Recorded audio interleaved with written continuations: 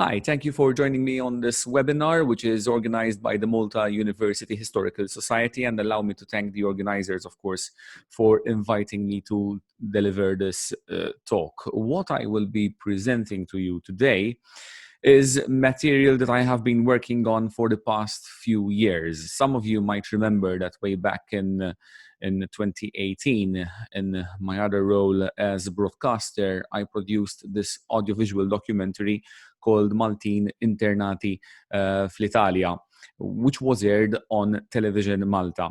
Now, this documentary dealt with what, in my opinion, is one of the darkest episodes any Maltese community ever had to go through, which is the forced displacement and internment of a whole community numbering some 2,000 souls, which explains the title of this presentation. Today, I intend to focus less on the content of the documentary and more on new material that I have managed to trace, well, since at the archives. The Maltese community under the spotlight is that which had settled on the northern shore of modern-day Libya and lived there for more than a century. They lived there in and around Tripoli and Benghazi, which were the two main centers occupied by the Maltese Tripolini. They called themselves, in fact, their descendants still do, mind you, they called themselves Tripolini. Their darkest hour came during the Second World War. But there was a crescendo, if you may, a series of events which led to their eventual removal for internment, their displacement from what they considered to be their adopted homeland to Italy, where they were kept in internment camps, the majority of them in fully fledged concentration camps, for the best part of the war.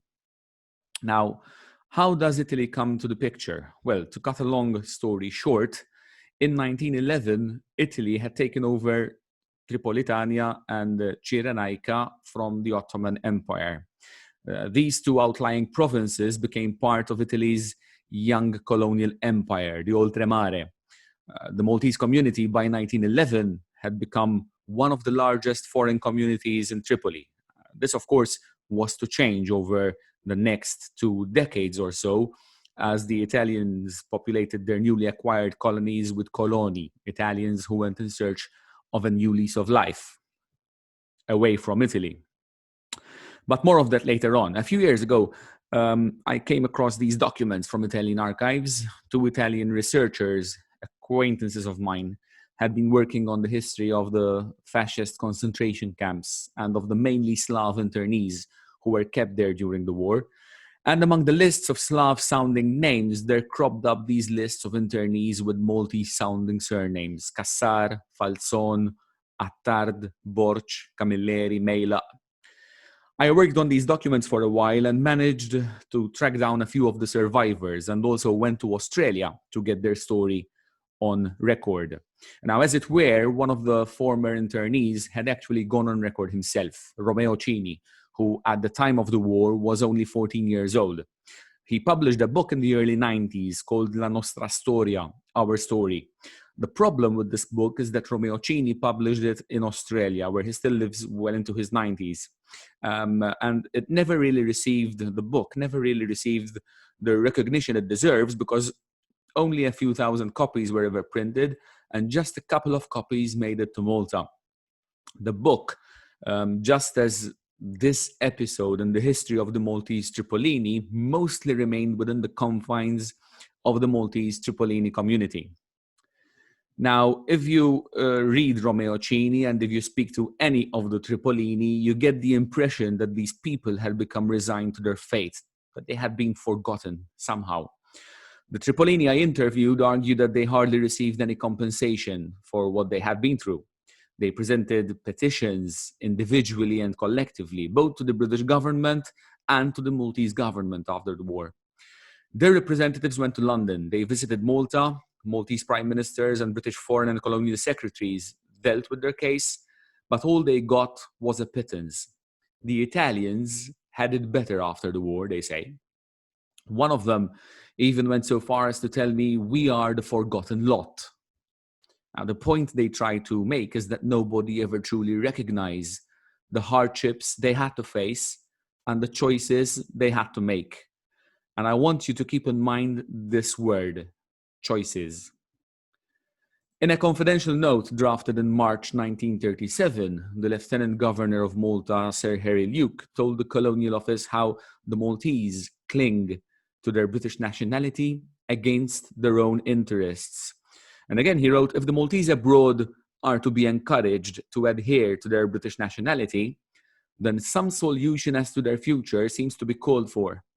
If, on the other hand, there is no hope for them and their descendants as British subjects, should they not be encouraged to adopt the nationality of the land of their domicile?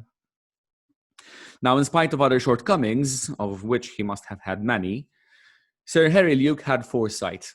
It is tempting to say that had the Tripolini decided to change nationality and become Italian after a couple of decades, after a decade, two decades or so of Italian occupation of Tripolitania and Cyrenaica,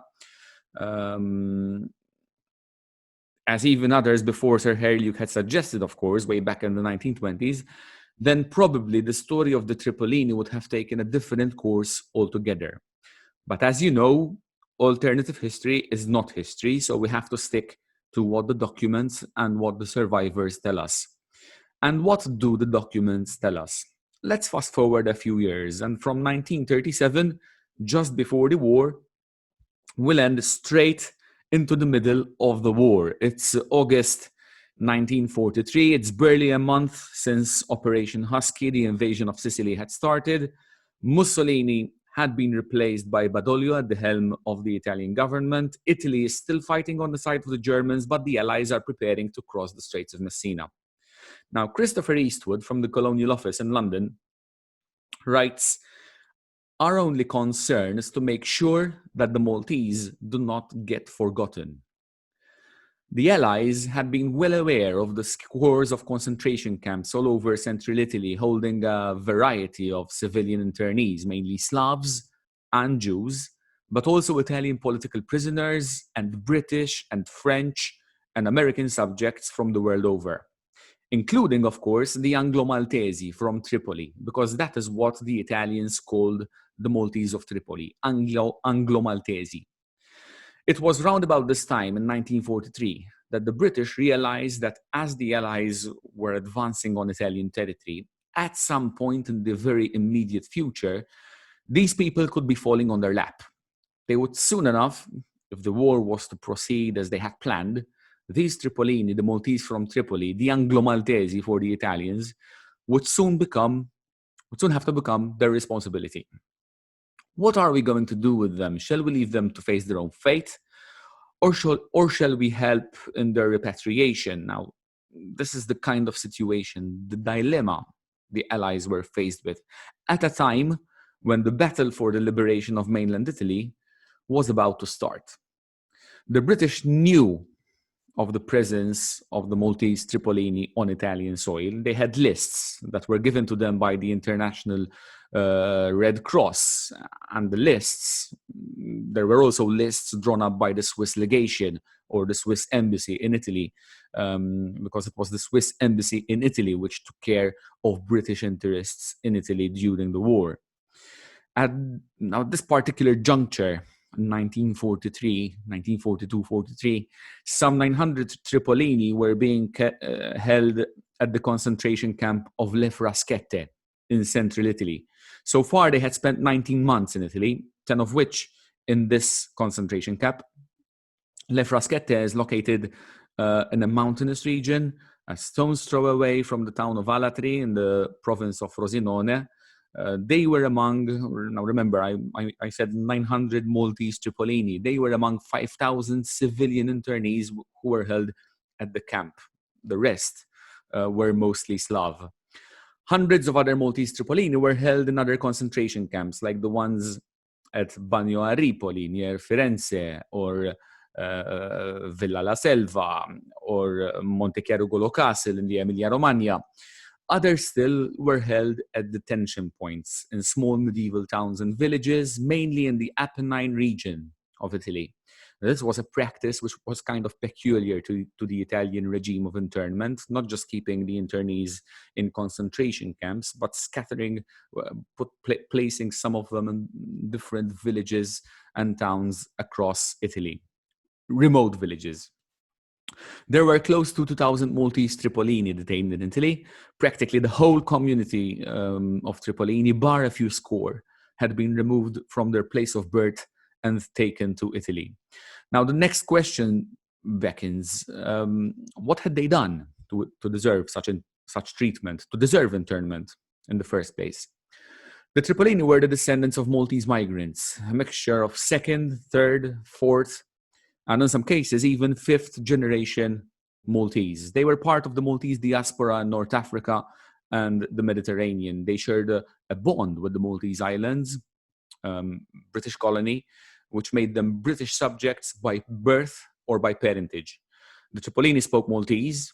They could communicate in Arabic and in Italian, especially after the Italian invasion of 1911. But at the time, they hardly spoke any English. Very few of them did. With the Maltese of Malta, they also shared the Catholic faith. Romeo Cini himself was born in 1927. Cini is the one who wrote the book La Nostra Astoria. He is a fifth generation Tripolino. His great-great-grandfather, Francesco, had migrated to Tripoli in the 1820s. His son was the first Cini to be born there, Michele, in 1844. This is taken from a manuscript. This image is taken from a manuscript which contains the names of all the Catholics who were residing in Tripoli of Barbary in 1860, in Ottoman times. There were 231 households in total, approximately 79% of which had at least one member who we can safely call Maltese. 79%. Romeo Cini himself says that in the mid-19th century, the Maltese were by far the largest foreign community in Tripoli. And he also says that under the Ottomans, they lived peacefully, trading and working. Now, 1911 marks the year when this started to change, or so it seems. That was the year when the Italians invaded the territories which nowadays we call Libya, and so they kicked off the colonization of Tripolitania and Cyrenaica. From 1922 onwards, when Mussolini came to power, the Italian program of colonization and settlement went into overdrive. The number of Italian migrants, settlers in Tripolitania and Cyrenaica increased by leaps and bounds. And the Maltese became a minority, of course. Giovanna Cassar, she calls herself Jenny or Jane today, but the documents clearly refer to her as Giovanna. She is close to celebrating her 90th birthday and is a third-generation Tripolina. She lives in Australia nowadays, but her grandfather, Paolo, had migrated to Tripoli in the late 19th century. All of his sons and daughters were born there. Giovanna, his eldest granddaughter, was born in 1931. She attended an Italian school, just like many other Maltese children whose families could afford to send them to school. Giovanna, there she is sporting the Roman salute. Unwillingly, she vouched in the interview she gave me, but in order to make headway in 1930s Tripoli, she was taught by her nonno and her father and uncles to display some sort of attachment to the fascist cause. But she remains adamant about her grandfather's and her family's attachment to Britain. So why would they be interned then? From the documentation and from the interviews I carried out, it seems that the Tripolini gave as much importance to their Maltese origins as to their Britishness. They were Maltese, British, Catholic. They lived in Tripoli. They spoke Maltese and some Italian. But these were the main elements of their imagined, of their perceived identity. Now, as the number of Italian settlers from Italy increased, and as Italy applied its laws to its newly acquired territories in North Africa, the Tripolini thought, we are British, we should be treated differently. Italian laws should not apply to us. A case in point is the question on the validity of Catholic marriages, which were celebrated only at the altar and not registered civilly. And attached to this question, of course, was the issue of the legitimacy of any offspring from such marriages. Let's put everything in context. Since Italian unification, the new Italian state had done away with all the legal effects of religious marriage and had introduced the civil form of marriage as the only valid form. When Tripoli became an Italian colony, the Italian civil code was enforced in Tripoli as well. Civil marriage for the Maltese Tripolini had been anathema, just as much as to the Maltese in Malta. But now, the Tripolini found themselves in a situation whereby if they wanted to contract marriage, a valid form of marriage, which was legal, they had to take their vows, or at least confirm their vows, at the Municipio. The Maltese Tripolini did not like this because they argued that by marrying at the Municipio, they would sort of impair their status as British subjects. After all, the Municipio was a civil Italian institution, wasn't it? Spurred on by Padre Victor De Barro, their spiritual director, and the one in the picture is not Victor De Barro, may I point out, but their spiritual director in the 1920s sort of helped or sort of spurred on 123 married couples, all of them Tripolini. These couples sought the support of the Bishop of Malta, Mauro Caruana, to intervene on their behalf, who indeed came forth to support their claim and made representations with the governor of Malta and with the colonial office. If these people married at the Municipio, the Bishop of Malta told the governor, their status as British subjects will be affected, or so he claimed. On his part, the British Foreign Secretary studied the situation closely and argued that civil marriage at the Municipio did not de jure impair the nationality of the contracting partners in that marriage. Even more so, he warned the Tripolini that not registering their Catholic marriage at the Municipio civilly would have meant that their marriage would have remained unrecognized at law, and as such, any children born from that union would be illegitimate. Therefore, their children could not keep on laying claim to their British passport. They would not be considered British subjects anymore. They could not seek the protection of the British consul in Tripoli. In a few words, they would be considered Italian, as citizens of an Italian colony, which was, after all, their place of birth. In other words, the British Foreign Secretary advised the Maltese to register their religious marriages at the Municipio, or at least to register their marriage under the Foreign Marriages Act. The Maltese, the Tripolini, kept protesting. They did not like this, and they insisted that they should have been treated according to the Maltese law, British law, and therefore marriage in church should have been their only option, because it was the only valid and sufficient form of marriage that they themselves wanted, that they themselves recognized. On the 12th of May of 1923, the Maltese Minister for Justice, Francesco Buhajar, in a second legal opinion he had to compile in the space of a few months, he wrote, "No time should be lost by British Maltese subjects in complying with the required formalities at the Municipio for validating their marriage and legitimizing their children." Then came forward the legal advisor of the British government, who agreed with the legal opinion given by the Maltese Minister for Justice. And he said, if persons domiciled in Italian territory openly defy the law of the territory, they do so at their own peril. Case closed, you might think. But no, as evidenced by what happened at the start of the Second World War, scores of Maltese Tripolini on reaching the age of military service were enlisted and sent to the front wearing Italian uniforms, simply because their parents had not registered their marriage at the Municipio 20 years before that. And so they were considered Italian nationals.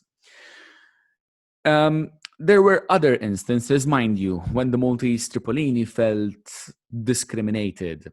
This time because they wanted to have a say in municipal matters, for instance. In 1921, the Italian administration of Libya made it known that municipal elections were to be held in Tripoli, and word went round the city that the Maltese British subjects in Tripoli were to be excluded from the electoral roll.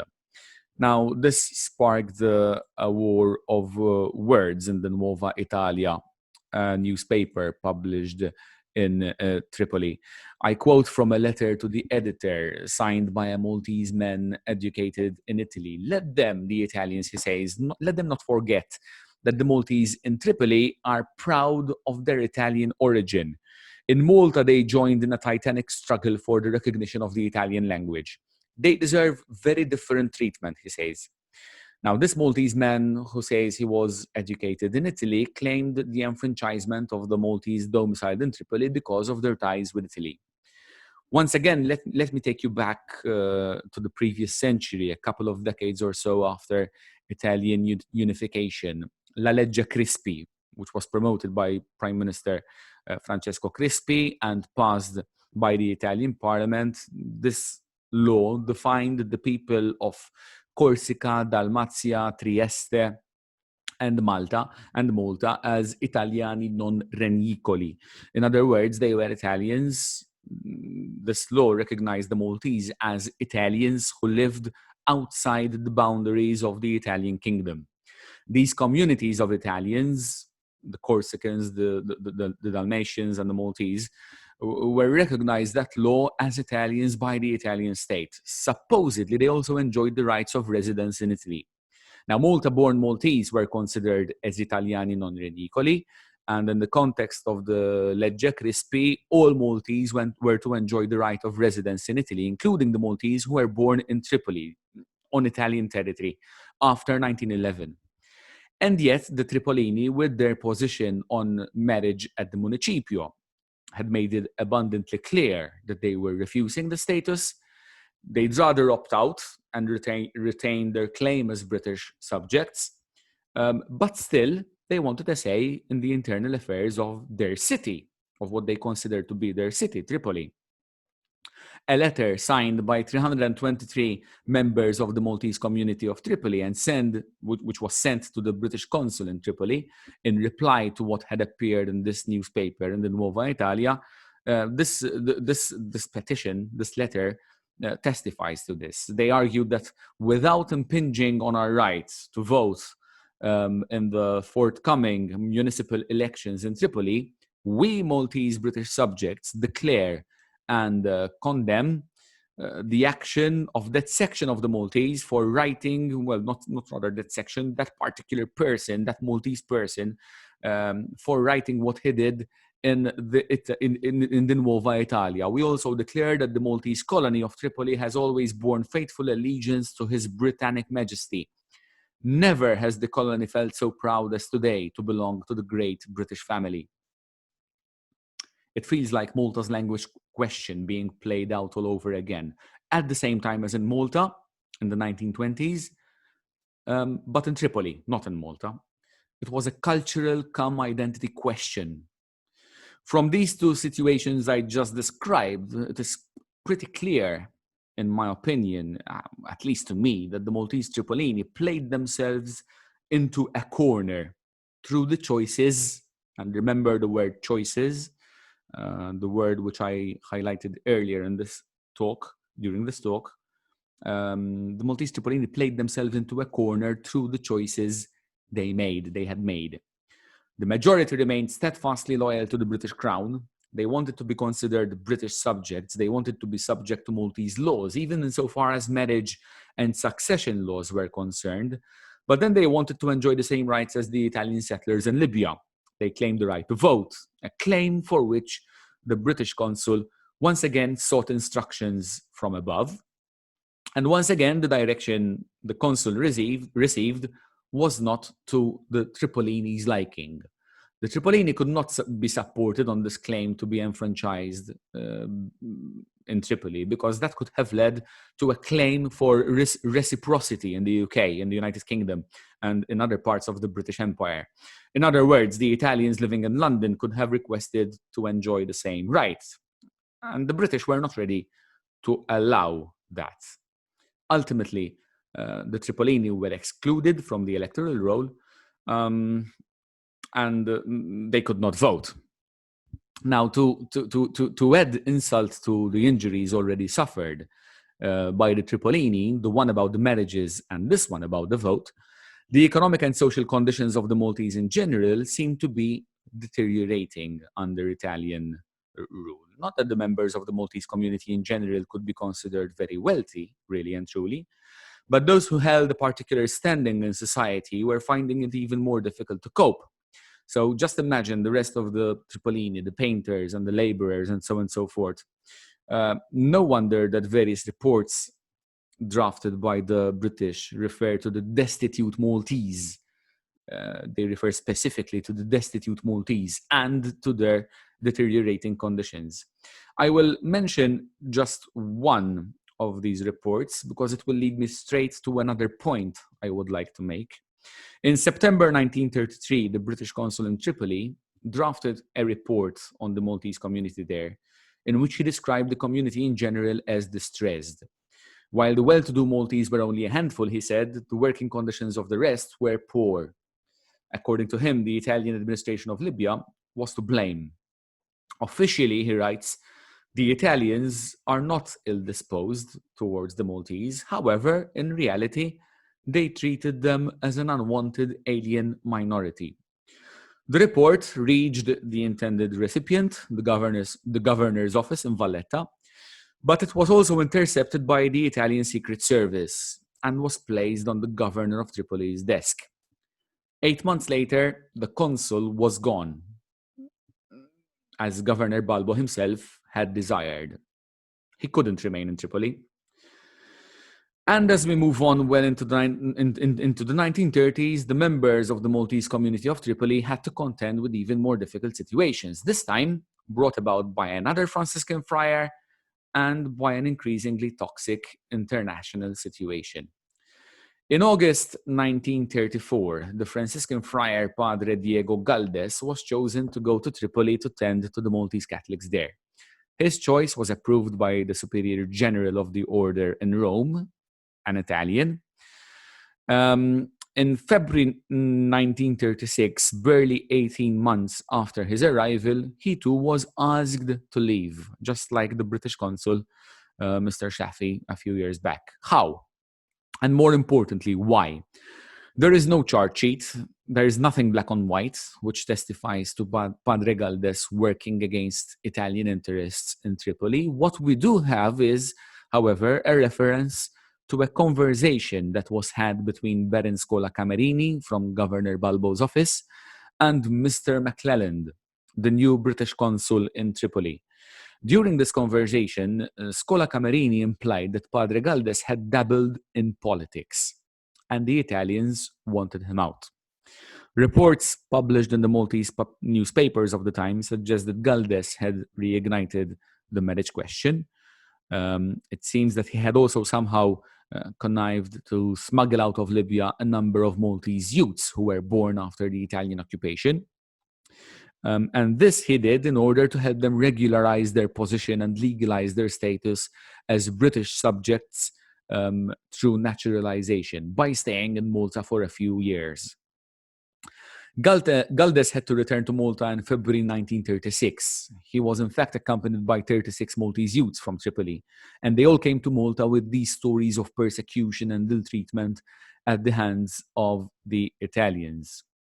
Just a few months before Padre Diego Galdes' expulsion in December 1935, the Polizia Africa Italiana visited a barber shop in the souk of Tripoli and arrested its owner, Mel Upsella. Upsella was known to speak openly about international politics, and he had been overheard stating that Italy could never keep up with Britain. So he was charged with disfattismo, and he was sentenced to 3 years and 8 months in prison. A month later, in January 1936, Robert Garlando, a Tripolino of very prominent standing, a businessman a leading shipping agent in Tripoli, whose family had very good business connections. He had even been appointed as British proconsul in Tripoli for several years. Well, this Garlando was arrested by the Polizia Africa Italiana as he was making his way back home from Tunis to Tripoli. And it seems that Garlando, who it transpired was being followed by an undercover agent of some sort, quarreled with the Italian taxi driver on the taxi fare. An innocuous altercation, it would seem, but Garlando was said to have foul-mouthed Italy and fascism, and he was arrested. Psaila the barber, charged with disfattismo, he was tried and sentenced to 3 years, 8 months imprisonment. Garlando was charged per vilipendio del regime fascista, for the vilification of the fascist regime. And he was sentenced to 3.5 years imprisonment to be followed by expulsion from Tripoli. Both sentences were described as scandalous in diplomatic circles and even by the Maltese and the British press. Now, some of you might know what was going on in Malta at this time with the expulsion of some very high, prominent Italian businessmen and members of the Italian community, like the Mazzones, for instance. Like, this was kind of like some tit for tat, right? But back to the case of Garlando, British diplomats interceded on Garlando's behalf. And what verbal was presented, the British ambassador in Rome, Mr. Drummond, was received by Benito Mussolini himself. And shortly thereafter, Garlando was recommended for a pardon, but to be followed by expulsion, a sentence which effectively brought him and his family to their knees, economically and financially speaking. The British ambassador in Rome writes that Mussolini brought to his attention that Garlando's activities, not the ones for which he was arrested, but previous ones, had been suspicious, to say the least. We may never know which of his activities were suspicious, but remember, he had been the British proconsul in Tripoli for several years. He was a shipping agent. We know for a fact that he was in regular contact with several British companies. Was he spying for the British? It's hard to tell. Garlando claims that during his imprisonment, 2 Italian officials had told him that his principal error was not to have adopted Italian nationality. Now, haven't we heard that before from Sir Harry Luke in the 1930s, a few years before that? What all this shows, in my opinion, is that not all was well in the relationship between the Maltese Tripolini and the Italian administration of Libya. And the international situation certainly did not help. You might have noticed that the expulsion of Padre Galdes from Tripoli, Psaila's and Garlando's arrests, these are all taking place between December 35 and February 36. So at the height of the Abyssinian crisis, when Anglo-Italian relations were strained to the limit. It was also during that crisis, soon after the imposition of sanctions on Italy by the League of Nations, for instance, that a number of Italian citizens, as I told you, had been expelled from Malta, the most notorious of whom was Mazzone, of the Mazzone shipping company. Psaila, the barber, Garlando, the shipping agent, were the ones to suffer the ultimate consequences so far. But there were indeed others who had appeared on the radar of the Italian secret police, and as the dark clouds of war gathered, the Italians must have increased surveillance and reports came in. And these reports were acted upon as war between Britain and Italy became inevitable. On the 29th of May, 1940, by decree issued by the Governo della Libia, members of the Carabot, Cassar, Falzon, and Aquilina families were expelled from Tripoli. Jane's family, Giovanna's family, the Cassars were amongst them. Her grandfather Paolo, his 4 adult sons, including her father, herself, and others, they were to be expelled at short notice. A notice that was extended by a few days thanks to the intervention of the British consul. But they had to leave Tripoli on the 4th of June and reached Syracuse on the 5th of June, 1940.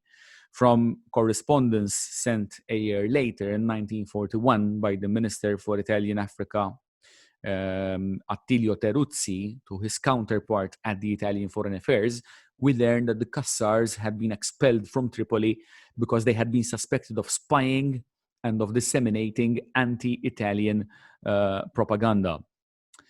The expulsion of the Cassar family, the Carabot brothers, and other individuals became effective less than a week from Mussolini's official declaration of war in Piazza Venezia. They were expelled before Mussolini declared war on Britain and France. Records show that the Italians were well aware that the British had been arresting Maltese nationalists in Malta since mid-May.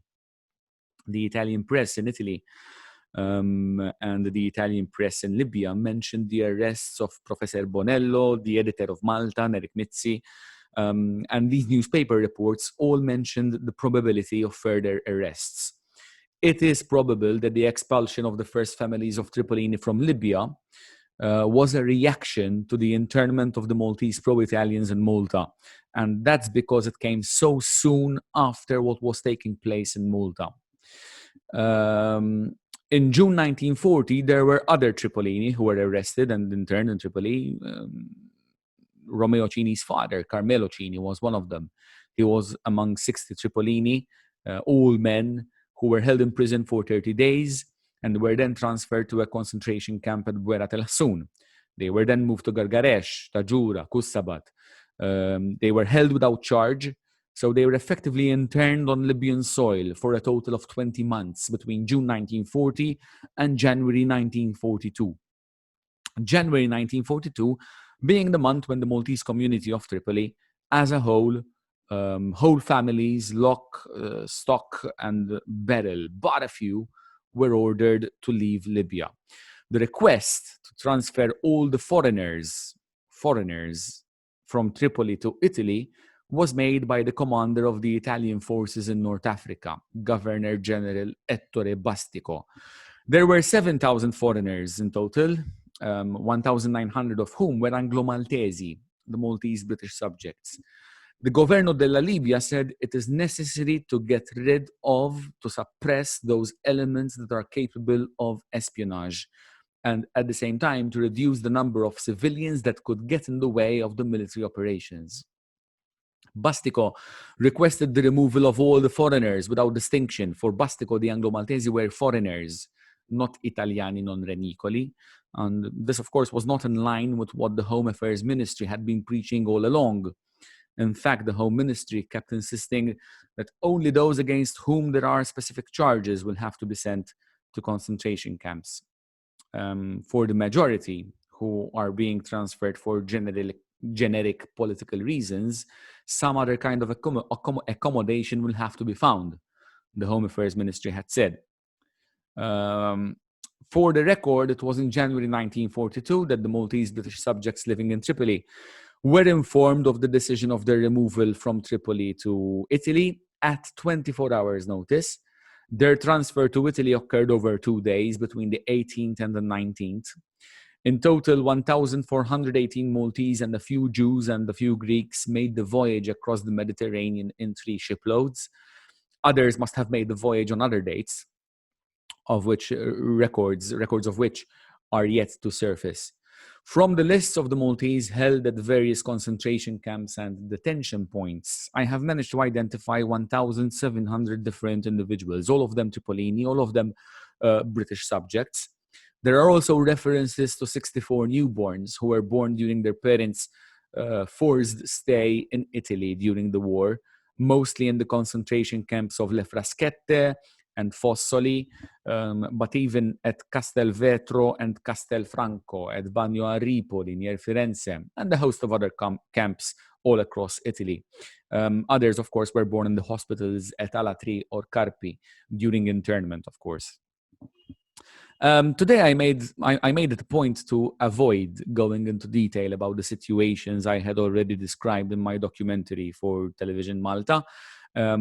I refrained from going into detail about the concentration camps, the movement from one concentration camp to the next, from one detention point to the next, up until liberation and the eventual repatriation to Tripoli.